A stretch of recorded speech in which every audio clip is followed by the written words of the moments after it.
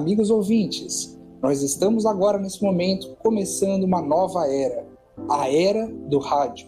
Venham todos, venham conhecer esse novo meio. Você vai se surpreender.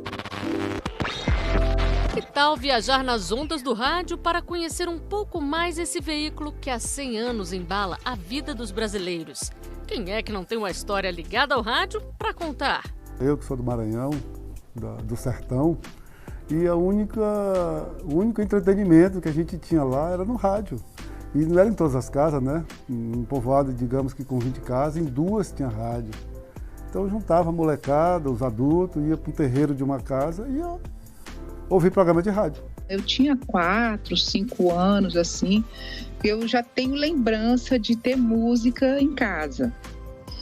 Depois, quando eu cresci mais um pouco, aí meu pai comprou um outro aparelho e nesse tinha o dial do rádio e aí eu aprendi a mexer. Então, tinha que ter muito cuidado, tipo aquela coisa assim de... para criança mexer, tinha que ter uma autorização, posso ligar, né? No longínquo ano de 77, visitei Porto Seguro, que não tinha telefone, não tinha nem celular, nem telefone com fio. E eu me lembro que à noite, às vezes, a gente ouvia um programa do Haroldo de Andrade, falando do Rio de Janeiro. Quer dizer, o rádio era um fator de grande integração no Brasil. Nesse continente, o rádio teve um papel relevantíssimo. Às vezes as pessoas mandavam mensagem: fulana, olha aqui na Palafita tal, no Oiapoque, no Chuí, no Amazonas, sua filha manda avisar que nasceu seu neto. É muito comum você ver ouvintes dizendo, escrevendo, seja hoje das cartas antigas até os e-mails atuais, WhatsApps, etc., e outros tipos de mensagens que vêm por meio digital, falando: nossa, essa história que vocês contaram, ou essa música que tocou, lembra quando eu casei com meu marido?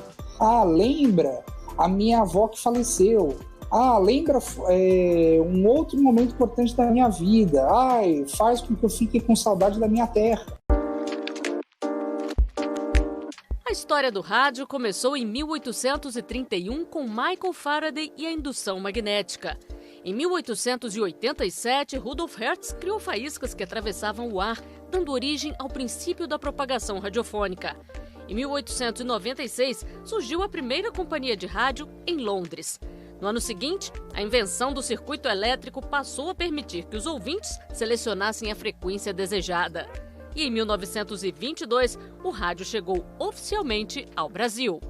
Nós temos experiências, algumas transmissões realizadas pela Rádio Clube de Pernambuco, desde 1919. Mas o rádio é oficialmente considerado como meio radiofônico a partir do discurso de Epitácio Pessoa, o presidente da República, com transmissão no Corcovado, né? Também no Rio, na época, justamente a capital federal, hoje Brasília, desde 1960. Então, nós temos um grande marco, que é o 7 de setembro, portanto, o centenário da independência de 1922. O registro histórico foi recriado pela TV Brasil 90 anos depois, como uma homenagem. Tenho o maior prazer em saudar a todos em meio a esta grande exposição internacional do centenário da independência. O rádio, ele, digamos assim, pela primeira vez permite que mensagens sejam espalhadas, transmitidas para o mundo inteiro. A emissão de dados, de voz, chega ao mundo inteiro. Isso é uma revolução incalculável. Imagine, no início do século XX, ouvir uma voz que estava, como em 1922, na primeira transmissão no Brasil, em Minas Gerais ou em São Paulo. Então, esse direito de comunicação que hoje em dia está na Constituição, que é direito do cidadão de ser informado e da empresa de comunicação de informar, geralmente com o rádio, cria uma grande novidade, inaugura um novo patamar no mundo em termos de comunicação.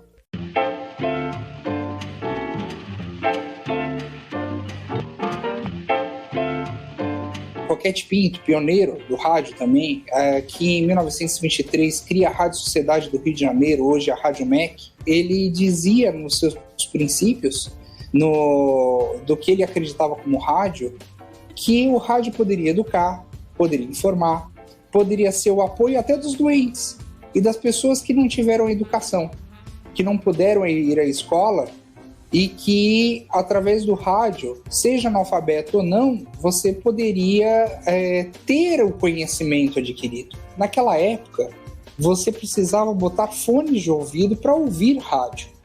Era muito complicado, não tinha alto-falante. O alto-falante ele veio como algo que mexeu com a expansão também, a democratização do rádio. Nós conseguimos ter também as primeiras Copas do Mundo sendo transmitidas pelo rádio aqui no Brasil.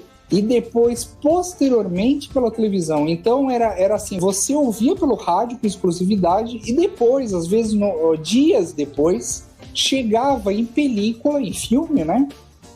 Essas imagens. A gente fala dos anos 20, de uma grande formação radiofônica, e quando vamos para os 30, 40, onde o rádio passa a ter as radionovelas, os grandes programas de auditório, como Cazé, Almirante, os grandes musicais, onde a gente tem o Francisco Alves, o Rei da Voz, Carmen Miranda e muitos outros nomes, existia uma radioatriz que é hoje uma das maiores atrizes brasileiras conhecidas mundialmente, chamada Fernanda Montenegro.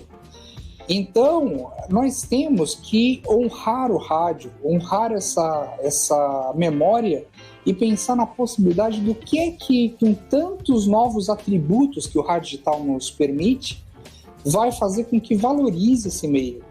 Um meio que toca a gente cada vez mais lá dentro e que faz com que a gente tenha aquela curiosidade extra de saber quem é que está do outro lado. Talvez as pessoas de hoje não tenha tanta informação com relação ao rádio. Mas a gente que é das antigas, eu, por exemplo, estou até suspeito para falar por ser um colecionador de rádio, mas o rádio é a emoção, uma das emoções mais importantes que eu tenho. Porque além de lembrar a evolução dos tempos, né, da tecnologia, da fala, da notícia, ele também lembra a minha família, né, da época em que a família se reunia ao pé do rádio, minha mãe assistia novela. Afonso deu vida às memórias trazidas pelo rádio, colecionando verdadeiros tesouros. Hoje eu tenho, no mínimo, uns 90 rádios. Rádios valvulados, rádios transistorizados, rádios de circuito, rádios modernos, mas 95% dos rádios são os antigos que eu tenho. E eu tenho adquirido isso em leilões, às vezes eu passeando por aí nos interiores, nas roças, na zona rural, ainda tem rádio escondido. Um dia, isso tem 20 anos atrás, eu cheguei num local que o cara tinha mais ou menos uns 15 rádios amontoados lá num canto, como se fosse uma coisa inservível, um monte de pedra. Meu Deus, eu cheguei numa mina. Aí acabei fazendo uma negociação lá e trouxe todos comigo. Esse aqui nem é tão antigo, mas chama a atenção. Funciona com energia solar.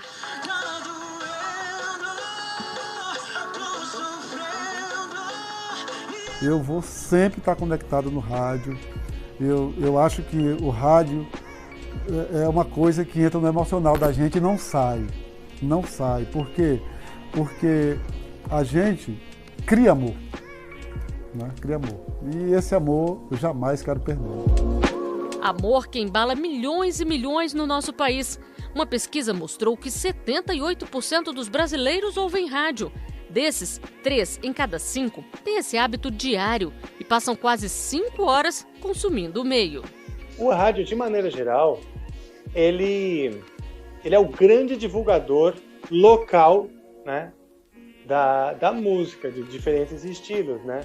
E permite que o público selecione o estilo que ele gosta de ouvir, porque as rádios geralmente se segmentam por estilo. Então, isso também é interessante, porque o próprio público encontra o nicho que ele tem interesse. Até hoje a rádio é muito importante, porque não só a programação cria um compilado lá de músicas que as pessoas gostam, mas como também os locutores geram muita interatividade, dão insights e curiosidades sobre o artista ou sobre aquela música.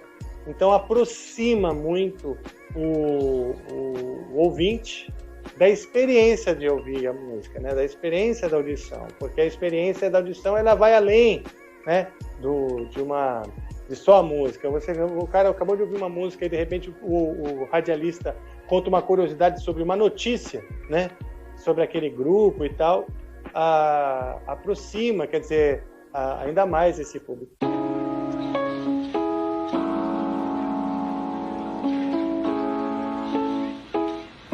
Temos a rádio comercial, que nós ouvimos todo dia, que vive de publicidade. São rádios, são empresas que dependem de concessão da União, basicamente, com a chancela do Congresso, exigem que seus controladores sejam brasileiros natos ou naturalizados há mais de 10 anos, tem uma regulamentação razoável em torno delas. Nós temos agora a rádio pirata, é aquela que não tem autorização, que não tem uma frequência autorizada. Então ela pode gerar interferência em sinais de aviões, de comunicações da polícia, comunicações públicas, pode servir para meios ilícitos. Então, e essa conduta de manter uma rádio pirata com a virtualidade, ela é punida pela Lei de Comunicações, com prisão de 2 a 4 anos e apreensão do material. Temos a rádio comunitária, muito útil, é a rádio de baixo espectro geográfico, ela tem um limite restrito de alcance geográfico e se presta mais a transmitir sinais para aquela comunidade. E temos também a rádio pública, a Rádio Brás, as TVs, as rádios, os órgãos de radiodifusão, a BBC, temos em Londres, né, em inglês, então elas transmitem a programação pública, os sinais, as atividades do poder público. Então, basicamente, comercial, pública, comunitária e pirata serão as divisões das rádios nesse país.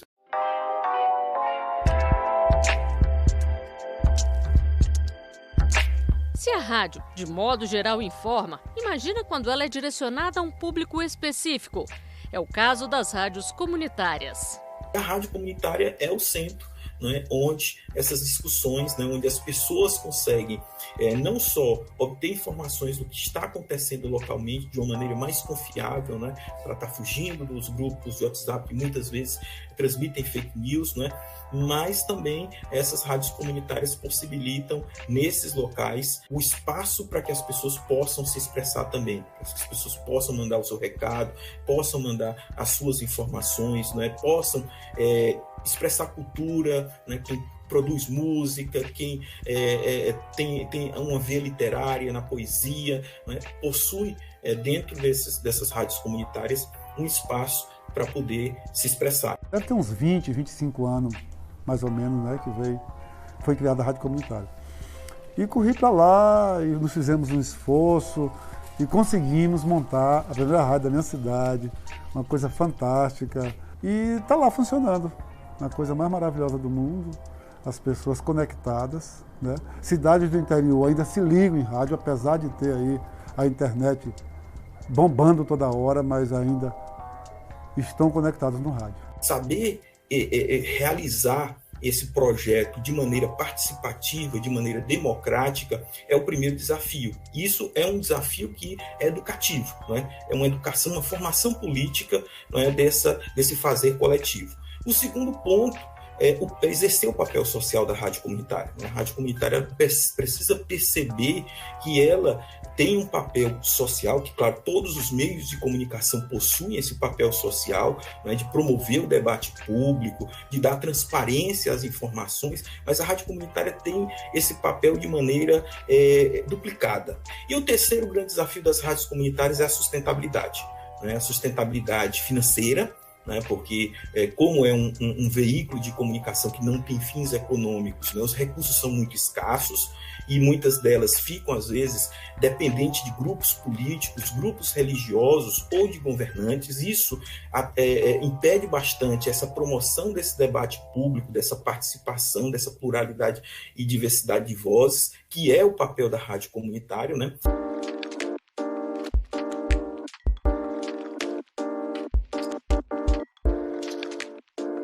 como dizem os ribeirinhos lá na Terra do Meio, no Pará, na verdade, o rádio, para essa população, é bússola e calendário. Não fosse o rádio, eles não seriam capazes sequer de saber em que dia ou ano eles estavam, porque não existe sinal de internet, não existe sinal de TV, e com isso eles ficam ali ou no rádio amador ou no rádio de pilha, quando tem pilha. Inaugurada em 1977, a Rádio Nacional da Amazônia ajuda a integrar a população local a outros estados brasileiros, por meio de programas e de mensagens que possibilitam até reencontro entre familiares. A formação na Amazônia foi nordestina, né? As pessoas saíram do Nordeste para o Norte brasileiro e lá fizeram a vida. E não é pequeno o número das pessoas que se desgarraram, né? E aí, nossa função, uma delas, é justamente aproximar esses mundos, né? Acabar com esses continentes desgarrados de terras e famílias, né? São programas que muitas vezes mudam a vida das pessoas. Há 40 anos no ar, o Viva Maria é referência no rádio brasileiro pelo pioneirismo e por ser um instrumento de transformação. Só depende de nós. E esse tem sido o recado ao longo da vida que transforma a vida das pessoas, a ponto de eu receber um depoimento de uma ouvinte que disse: antes desse programa, Mara, eu tinha vergonha do meu nome. Hoje eu me orgulho de ser Maria. Então, quando você consegue resgatar a autoestima de uma pessoa, fazer com que ela se veja como um ser que merece, tem todo o direito a uma cidadania plena, meu Deus do céu, vale a vida.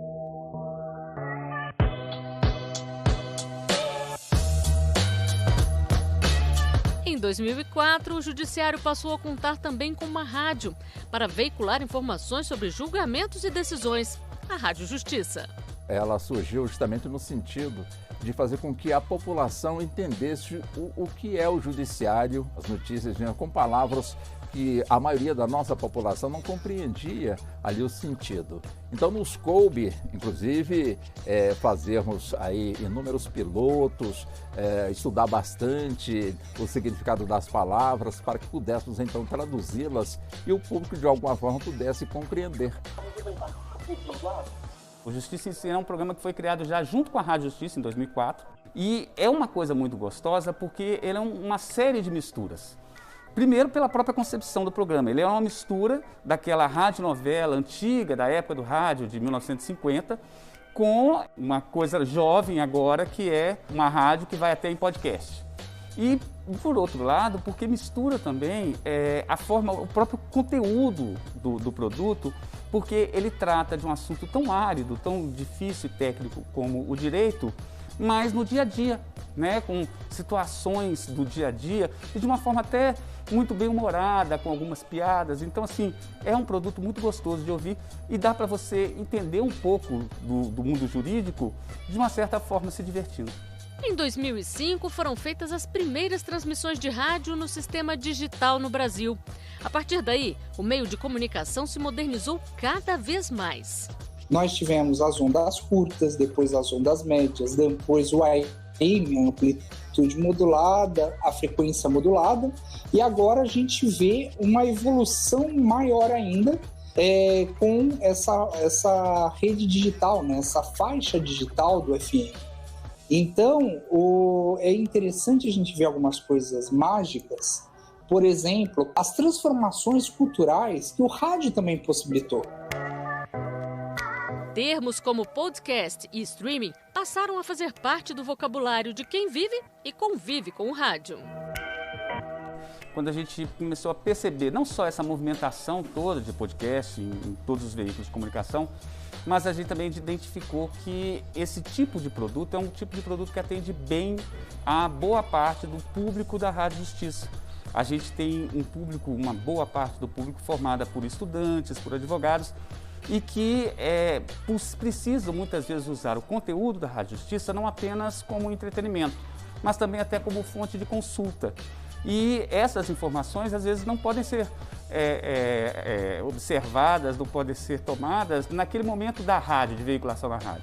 Então, é importante ter esse conteúdo à disposição quando e onde a pessoa puder ouvir. Então, a gente decidiu fazer os podcasts. O podcast também sendo uma complementação e uma evolução do rádio. Tem muita gente que fala, não, mas eles são concorrentes. Depende como você encara se ele é concorrente. Para mim, ele é uma extensão. Então, ele consegue fazer com que você tenha mais uma forma de distribuição de informação.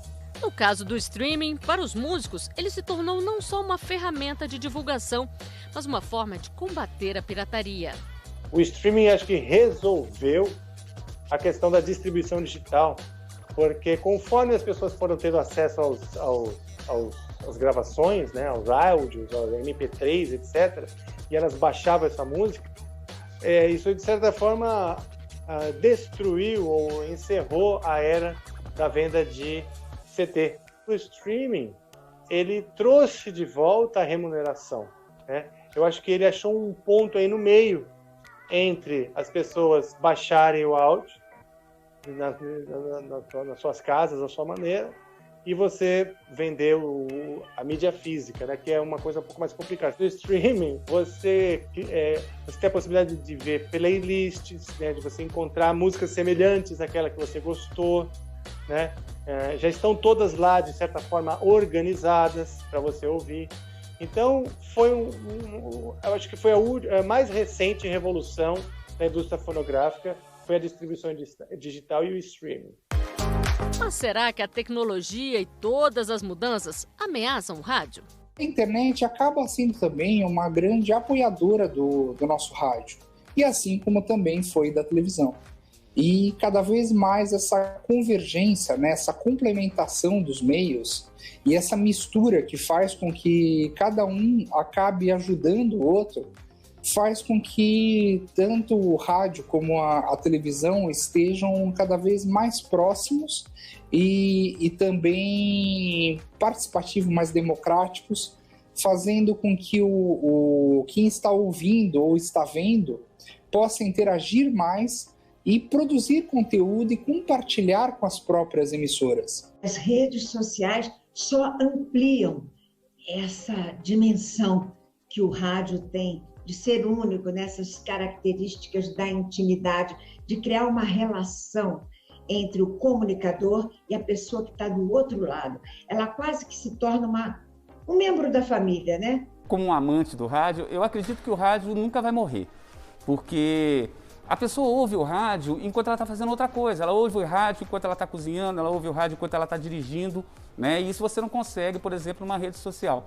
Mas é importante também a gente aderir a esse movimento das redes sociais, até para que a pessoa que é aquela pessoa, os jovens hoje em dia que já nascem mexendo com redes sociais, eles possam conhecer um pouco do conteúdo do rádio e lá na fonte, na emissora também procurar. Então, assim, é uma interface interessante, é uma forma de você unir os dois veículos e integrar uma coisa com a outra. O rádio, ele tem importância dentro da sua natureza essencial, básica, mas, na verdade, a proteção merece ser estendida para as suas derivações, né? Simulcasting, webcasting, transmissões online, Spotify, novos mecanismos de integração que vão ampliando a comunicação. Então, a fusão de mídia, eu acho que vai atuando também, ampliando mais o espectro do rádio.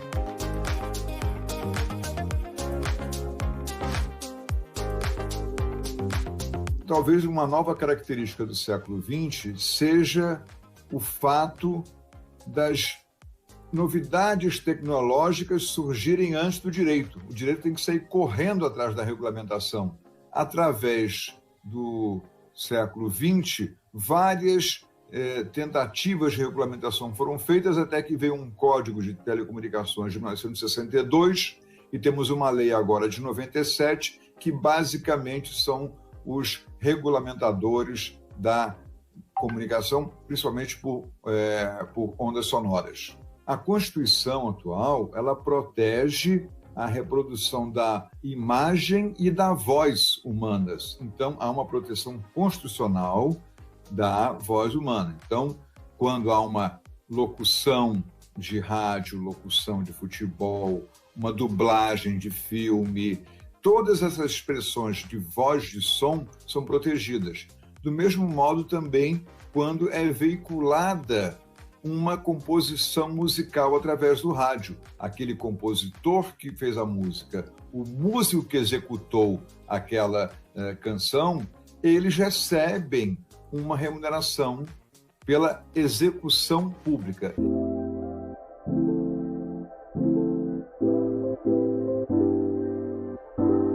A gente tem uma coisa muito interessante, um índice de pessoas que acabaram sendo, de certa forma, salvos pela radiodifusão ao ouvir um programa no meio, por exemplo, de um período de um quadro depressivo. Então, isso faz com que seja, sim, um papel transformador, não apenas da função educacional, mas também no sentido de você chegar e aquela pessoa não ter alguém perto, mas aquele comunicador está ali, aquele comunicador vai falar com ela, e ela pode até ligar para ele. A pessoa chega e fala assim: ô fulano de tal, você que está aí no programa, você está falando comigo, você mandou eu ligar, pedir uma música e tal. Talvez aquilo possa parecer para um outro ouvinte uma coisa banal, mas não é. Teve uma vez que eu estava visitando uma pessoa numa cidadezinha aqui do Goiás.